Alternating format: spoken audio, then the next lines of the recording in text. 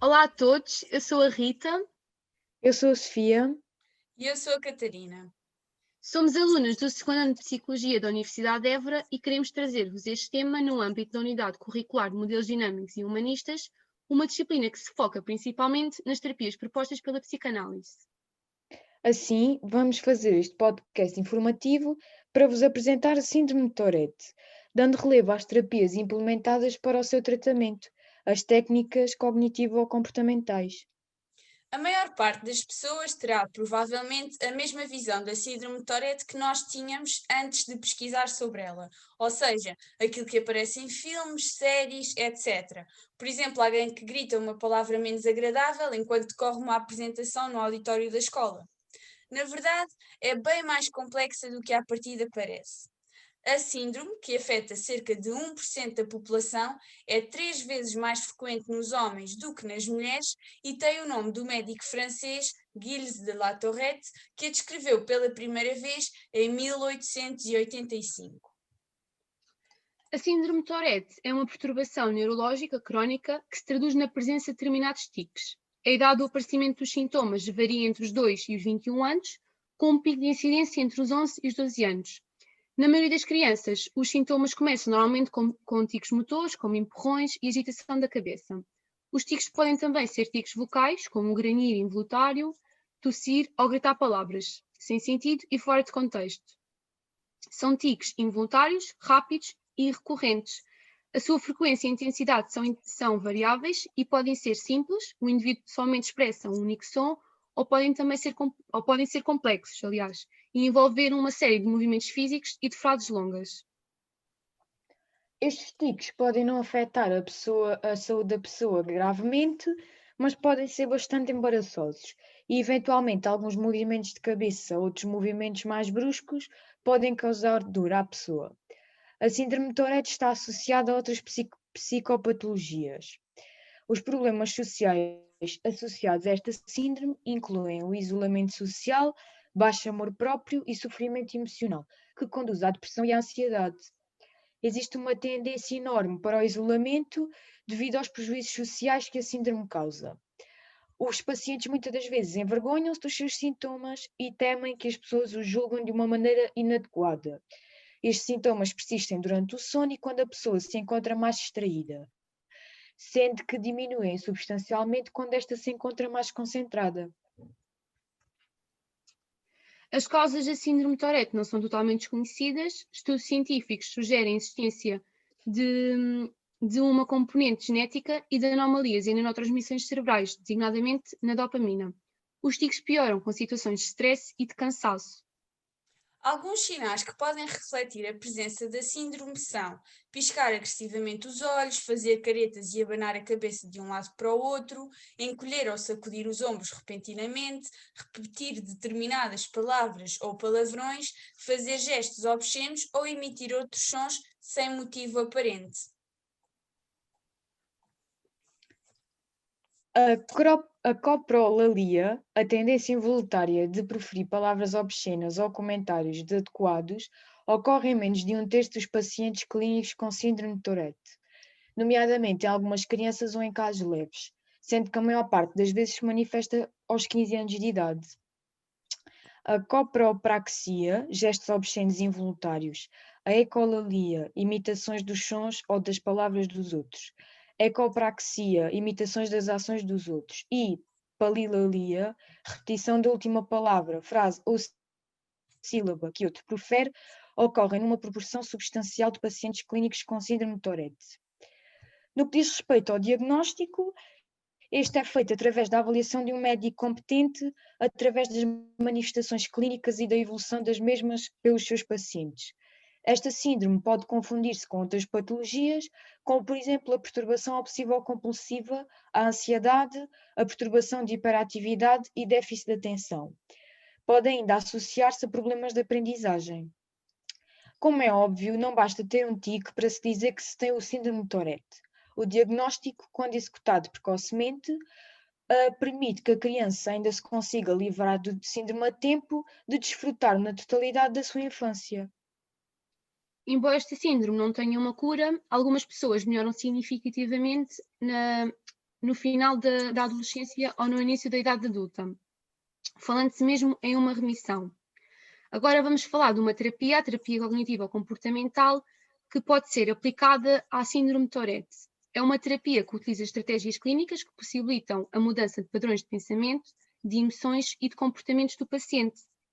Esta terapia tem sido destacada no tratamento de quadros psicopatológicos, como os transtornos do humor e de ansiedade. Há um número cada vez maior de pesquisas mostrando a validação de estratégias clínicas desta terapia para esses transtornos, o que leva a acreditar que as suas estratégias podem ser aplicadas e estudadas em outros casos clínicos, inclusive na síndrome de Tourette. Esta terapia, ou seja, a terapia cognitivo-comportamental, utiliza diversas estratégias e técnicas para o tratamento desta síndrome. No entanto, podem destacar-se duas técnicas: a exposição com prevenção de resposta e o treino de reversão de hábitos.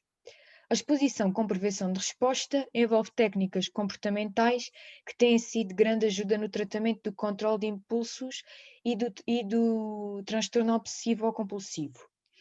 A técnica tem eficiência na eliminação da resposta compulsiva, fazendo com que não haja reforço da obsessão. Apesar de ter sido uma técnica desenvolvida para o tratamento de transtornos obsessivo-compulsivos, utiliza-se também para o tratamento da síndrome de Tourette.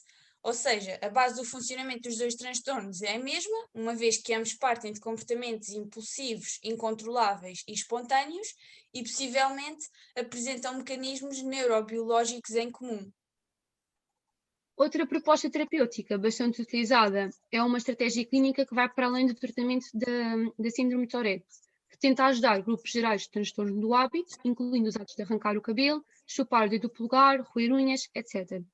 A ideia é que o paciente focalize cada ocorrência do comportamento problema e o interrompa por meio de um comportamento incompatível.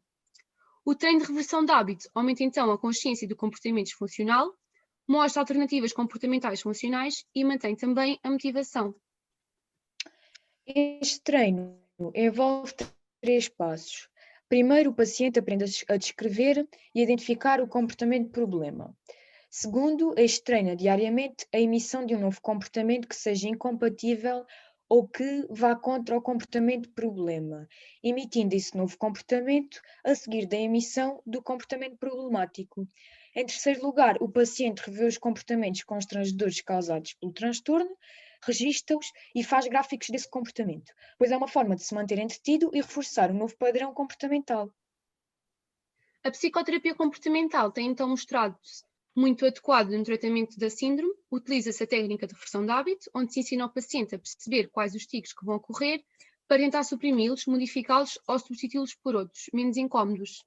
A psicoterapia psicanalítica, por sua vez, atuará nesse contexto, ouvindo do paciente ou da família as queixas, angústias, desejos, a fim de proporcionar, através da fala, a associação de ideias e de pensamentos. Pesquisas atuais destacam o uso do tratamento à base de algumas substâncias, como a nicotina e tratamentos não farmacológicos. Entre estes há a acupuntura, o biofeedback, a hipnose e neurocirurgias. Contudo, é necessário prudência, pois podem ocorrer possíveis efeitos colaterais. Existem associações que desenvolvem tratamento através de grupos de ajuda, onde se organizam reuniões com familiares e pacientes, procurando aproximar as pessoas e trocar experiências vividas, diminuindo assim as dificuldades enfrentadas devido à doença. Para ser de mais fácil compreensão, decidimos expor um caso clínico que permite ilustrar a vida de alguém que sofre da síndrome de Tourette. Uma senhora de 32 anos apresentava sintomas desde os 16 e, quando finalmente decidiu ingressar nas sessões de tratamento, mencionou a presença de tiques nervosos que foram aumentando gradualmente durante o seu desenvolvimento. Estes tiques caracterizavam-se por maneirismos e vocalizações involuntárias que ocorriam em alta frequência e pareciam atrapalhar a sua vida nos âmbitos profissional, familiar e social. Durante as sessões de tratamento, parecia não se concentrar na conversa, já que a não realização dos tiques causa muita angústia. O próprio tique costuma ser autorreforçador, já que causa alívio imediato. Como esta paciente ocupava pouco tempo do seu dia com atividades produtivas, foi solicitado que ela tentasse ocupar-se através da realização de atividades físicas, interações sociais e monitoramento dos seus tiques. Para além disto, teve de haver todo um processo de adaptação à vida social. Por outro lado, os tiques pareciam incomodar bastante os seus familiares, que mencionavam comportamentos estranhos. Aqui podemos perceber a importância das sessões com os familiares, porque as há, e estas são fundamentais para o sucesso do tratamento. À medida que as técnicas foram sendo utilizadas com esta senhora, a frequência, que antes era de um tique a cada 2 minutos em média, passou para 5 ocorrências por dia, num prazo de 3 meses.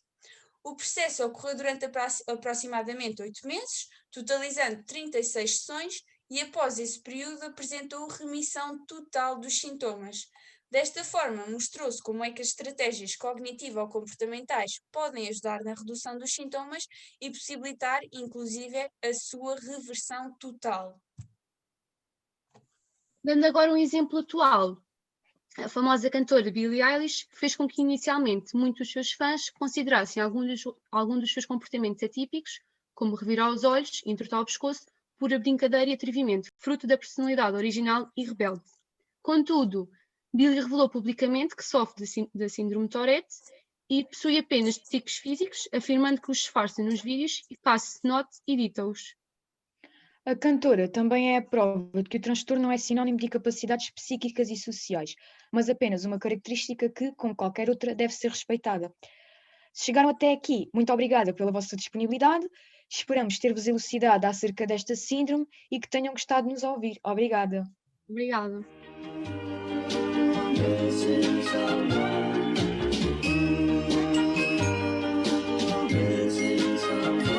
Missing someone